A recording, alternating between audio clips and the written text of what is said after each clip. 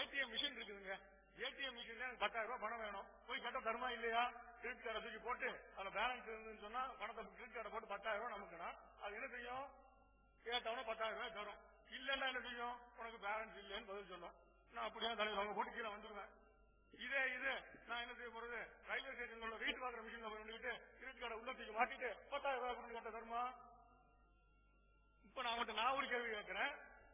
Wait பார்க்கக்கூடிய மிஷினில் நீங்கள் போய் 10,000 ரூபாய் கேட்பது கூடுமா கூடாதா? இதுக்கு பதில் சொல்லுங்க. ஏடிஎம் மிஷினில் கேட்பது போல் இறை பார்க்கக்கூடிய மிஷினில் நாம் போய் பணம் தரும் என்று தந்தாலும் தரும் தராமலும் இருக்கும் என்று நேற்று கொண்டு போய் கேட்டால் அது நம்ம கேட்கறது கூடுமா கூடாதா? இதுக்கு பதில் சொல்லுங்க. இப்படி முட்டாள்தனமான கேள்விகள் எல்லாம் கேட்டுட்டு இதுக்கு பெரிய கேட்ட கேள்விக்கு பதில் இல்லையா? 5 கேள்வி கேட்டோம், 6 கேள்வி. என்ன கேள்வி கேட்டீங்க? 3 கேள்வி எல்லாம் இதுலதான். ஒண்ணா போய் கேட்டா கூடுமா? செத்து போனவங்க கேட்டா கூடுமா? தந்தாலும் தருவா தராட்டாலும் தரமாட்டான்னு நினைச்சிட்டு கேட்டா கூடுமா? எல்லாம் அவருக்கு தெரிஞ்சவங்க போய் கேட்டா கூடுமா? இது வல்ல பிரச்சனை. பிரச்சனை என்னன்னு கேட்டீங்கன்னா இறந்தவரிடம் கேட்பது கூடுமா இல்லையாங்கிறதுதான். இப்ப அவங்க திசை திருப்பிட்டு போயிட்டு இருக்கிறாங்க. என்னன்னு கேட்டீங்கன்னா தலைப்பு எப்படின்னு கேட்டீங்கன்னா இறந்தவரிடம் உதவி தேடுவது கூடுமா கூடாதா அப்படிங்கிற தலைப்பு.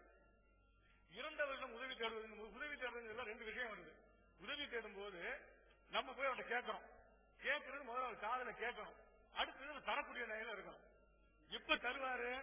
முதல் உதவி செய்யறது நம்ம கேட்டோம்னு சொன்னா அவர் தரக்கூடிய நிலையில இருந்தாலும் போய் கேட்போம். தராத வெயிட் பார்க்கிற மிஷின் போய் கேட்போமா? இருக்கதான் போய் கேட்போம். அப்ப யார்கிட்ட போய் கேட்போம்? நம்ம உதவி கேட்கறதா இருந்தா தரக்கூடிய ஆற்றல் உள்ளவர்கிட்ட தான் போய் கேட்போம். ஏடிஎம் மிஷின் கேட்போம். ஏன்னா தரக்கூடிய ஆற்றல் இருக்குது. அதுக்காக ஏடிஎம் மிஷின் போய் எனக்கு ரேடா வாட்ச் தான் கேட்க மாட்டோம். எந்த யார்கிட்ட எது கேட்டாலும் கிடைக்குமோ அவங்ககிட்ட தான் கேட்போம். அந்த மாதிரி உதவி தேடும் போது முதல் அடிப்படை என்னன்னு கேட்டா அவர் தர முடியுமா இல்லையா என்று தெரிஞ்சுக்கிட்டு தான் போய் கேட்கணும். அதுக்கு அடுத்தது நாம் கேட்கறது அவருக்கு தெரியணும். நமக்கு தெரிஞ்சாதானே அவர் தருவாரு. அப்ப அவருக்கு தெரியுமா இல்லையாங்கிறதா பிரச்சனை. இப்ப இறந்தவர்களுக்கு நாம் கேட்பது, நாம் உதவி கேட்பது விளங்குமா விளங்காதா? இது தௌஹீத் ஜமாத் என்ன சொல்லுதுன்னு சொன்னா இறந்தவர்கள் செவியேற்க மாட்டார்கள். எத்தனை பேர் அழைத்தாலும், எங்கிருந்து அழைத்தாலும், எந்த மொழியில் அழைத்தாலும், உள்ளத்தால் அழைத்தாலும் அனைத்தையும் ஒரே நேரத்தில் பிரித்தறிந்து அனைத்திற்கும் பதிலளிக்கும் ஆற்றல் அல்லாஹ்வை தவிர அவர்கள் எந்த படைப்புக்கும் இல்லை என்பதும், எனவே அவர்கள் உதவி செய்ய மாட்டார்கள் என்பதும், அழைப்பிற்கு பதில் சொல்ல மாட்டார்கள் என்பதும், எனவே இறந்தவிடம் உதவி தரக்கூடாது என்பதும் தௌஹீத் ஜமாத்தின் நிலை. இப்ப என்ன பிரச்சனை? மூத்தா போனவங்கள காது கேட்குமா இல்லையாங்கிறத நிரூபிக்கணும். அதே போல அவங்க என்னன்னு கேட்டீங்கன்னா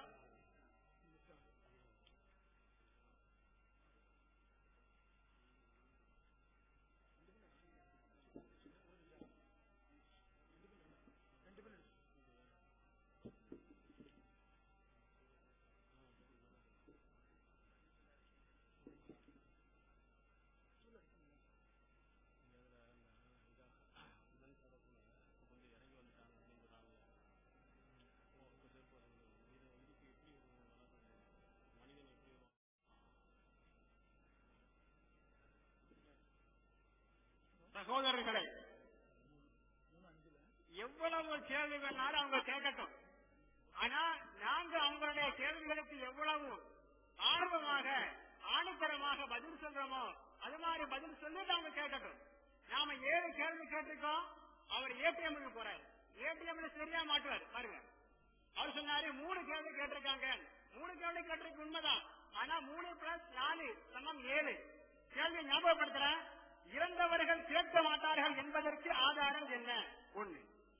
எல்லா பல இடங்களில் இருந்து பல நேரங்களில் பல இடங்களில் இருந்து ஒரே நேரத்தில் பல மனிதர்கள் பல மொழிகளில் கேட்டால் அதை கேட்கும் சக்தி அல்லாஹ் தஆலாவுக்கு மட்டும்தான் உண்டு என்பதற்கு ஒரு ஆயத் அல்லது ஹதீஸ். 2. பல பேர்கள் அழைத்தால் அதை கேட்கும் சக்தி அல்லாஹ் தஆலாவுக்கு மட்டும் உண்டு என்று சொல்கிறார்கள். ஒருவர் மட்டும் அழைத்தால் அதை பற்றி உங்கள் நிலைப்பாடு என்ன? கேள்வி 3. 4வது, நபிமார்களுக்கு மட்டும்தான் மறைவானவற்றை அல்லாஹ் தஆலா அறிவித்துக் கொடுப்பான்னு சொன்னாங்க. ஆனா புகாரில ஹதீஸை காட்டணும், ஒரு குழந்தைக்கு அல்லாஹ் தஆலா மறைவானதை அறிவித்துக் கொடுத்திருக்கிறானே, அது உங்களுடைய வாதத்துக்கு முரண்பட்டதாக இருக்கிறது, உங்களுடைய வாதத்தை தகர்க்கக்கூடியதாக இருக்கிறது. அதுக்கு என்ன பதில்? 4. இன்னக்கலா துஸ்மிஉல் மௌதா என்று சொல்லக்கூடிய ஆயத்தை இறந்தவர்கள் கேட்க மாட்டார்கள் என்பதற்கு ஆதாரமாக்கினாங்க. அதுல எந்த வாசகத்துல இறந்தவர்கள் கேட்க மாட்டார்கள் சொல்லப்பட்டிருக்கேன்னு கேட்டோம். கேள்வி 5. 6வது கேள்வி கேட்டோம்.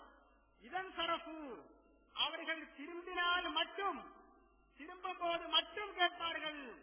அந்த மட்டும் சொல்லக்கூடியது எந்த அரபி வார்த்தையுடைய அர்த்தம் என்று கேட்டோம். 6. இன்னொரு கேள்வி வைக்கிறோம். நீங்க இறந்தவர்கள் கேட்க மாட்டார்கள் சொல்றதுக்கு இன்னொரு ஆதாரம் காட்டுவீங்க. இன்னல்லதீன ததுஊன மின் தூனில்லாஹி இபாதுன் அம்சாலுக்கும், இது ஆதாரமாக காட்டுவீங்க. அல்லாஹுவை தவிர நீங்கள் அழைக்கின்றவைகள் உங்களை போன்ற அடிமைகள் தான். இந்த வசனத்தில் இறந்தவர்கள் என்று எங்கே சொல்லப்பட்டிருக்கிறது? நம்முடைய விஷயத்துக்கு இது ஆதாரமாக வேண்டும் என்றால் அந்த வசனத்தில் இறந்தவர்களை சொல்லப்பட்டிருக்க வேண்டும். இந்த வசனத்தில் எங்கே இறந்தவர்களை சொல்லப்பட்டிருக்கிறது? அப்ப அவர் கேட்டது ஏசியம். ஏசியம் போய் உதவி கேட்கிறான். மக்கள் எல்லாம் ஏசியம் உதவிதான் கேட்கிறாங்க. அத புரியல அவருக்கு. அவர் நினைக்கிறாரு வாயால கேட்டாதான் உதவி தேடுதல். நான் கேட்கிறேன், ஒரு ரூபம் வந்து கேட்கிறாரு, இப்படி கேட்டா அதுக்கு சாப்பாடு தாங்கன்னு அர்த்தம். இதுக்கு என்ன பேர் தமிழ்ல? இவர் செய்த செயலுக்கு என்ன பெயர் தமிழில்? எல்லாருக்கும் தெரியும், உதவி தேடுதல். அவன் உதவி தேடுதல் சொன்னா அங்க வாசகம் வரணும்னு கிடையாது, வார்த்தை வரணும்னு கிடையாது. இப்ப ஏடிஎம்ல போய் மக்கள் ஏடிஎம்ல போறாங்க, அல்லாஹ் தஆலாவிடம் போய் பணத்தை கேட்கல. அப்ப என்ன புரியுது? அந்த ஏடிஎம் போய் பண உதவி கேட்கிறாங்கன்னு புரியுது. நாம செல்போனை தட்டிட்டு மீது காசுக்கு எனக்கு பாக்குறோம். அதுக்கு அர்த்தம் என்ன? செல்போன் நாம் உதவி கேட்பது இல்லையா? அங்க வாசகம் வரல. வாசகம் வந்தாதான் உதவி கேட்கிறல் அப்படின்னு உள்ளதுக்கு இங்க ஆதாரம் கட்ட முடியுமா? அப்ப 7 கேள்வி நாங்க வச்சிருக்கோம். ஏடிஎம்க்கு சரியா பதிலும் சொன்னோம். இங்க மாட்டிருக்கீங்க. எங்களுடைய கேள்விகளுக்கு சரியான பதில்களை சொல்லுங்கள்.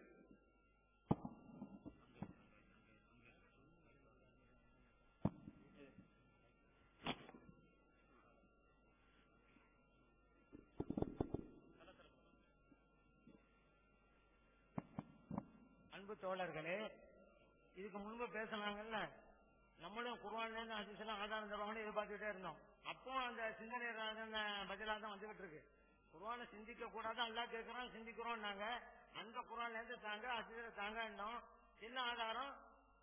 எத்தனை குர்ஆன் வசனத்தை வச்சாங்க, எத்தனை ஹதீஸ் வச்சாங்க? நாங்க கேட்கறதெல்லாம் உங்களுடைய நிலைப்பாடுகளுக்கு ஆதாரத்தை வைங்க அப்படிங்கிறோம். ஏற்கிற விஷயமா இருந்தாலும் சரி, மறுக்கிற விஷயமா இருந்தாலும் சரி, ஆதாரத்தை வச்சு செய்யுங்கன்னு கேட்கிறோம். சும்மா பேசிட்டே போக கூடாது. ஆனா எங்களுடைய திறப்படி எல்லாம் புகாரிங்கிறோம், ஆயத்துங்கிறோம், அப்படி போயிட்டு இருக்கு. இப்ப பாருங்க என்ன நான் சொல்றேன். இப்ப ஆயிஷா விஷயம், ஆயிஷா ரலியல்லாஹு அன்ஹா உங்களுடைய விஷயத்துல சொன்னாங்க, நாங்களும் அப்படித்தான் நம்புறோம். ஆனா அல்லாஹ் குர்ஆன் இப்படி சொல்லி இருக்கிறோம், அதான் அடிப்படையில் தூய்மையானவங்க எங்களுடைய நம்பிக்கை அதான். அதைத்தான் நாங்க கேட்கிறோம். இந்த ஆயத்தை வச்சு உங்களுக்கு நம்பிக்கை ஏற்படுது, இந்த ஆயத்தை வச்சு அல்லாஹ்வுடைய ரசூல் ஸல்லல்லாஹு அலைஹி வஸல்லம் அவங்களுக்கு நம்பிக்கை வரலங்கிறீங்களான்னு கேட்கிறோம். இந்த வசனத்தை வச்சு உங்களுக்கு ஏற்படுகிற நம்பிக்கை நமது உயிரின் மேலான நாயக்கன்மை நபியலாம் ஸல்லல்லாஹு அலைஹி வஸல்லம் அவருடைய விஷயத்துல வரவில்லை என்கிறீர்களா?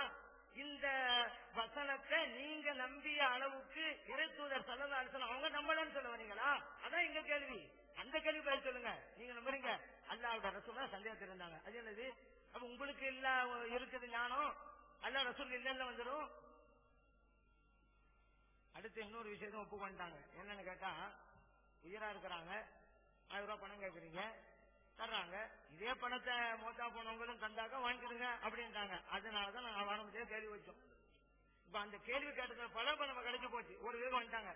உயிரா இருக்கும் போது மக்கள் எந்த உதவி செய்யறாங்களோ அந்த உதவிய மையத்தா உள்ளவங்களுக்கு தந்தா கேளுங்க அப்படின்ட்டாங்க. அதுதான் நம்ம கேள்வி. இது ஒரு நமக்கு பெரிய ஆதாரம்.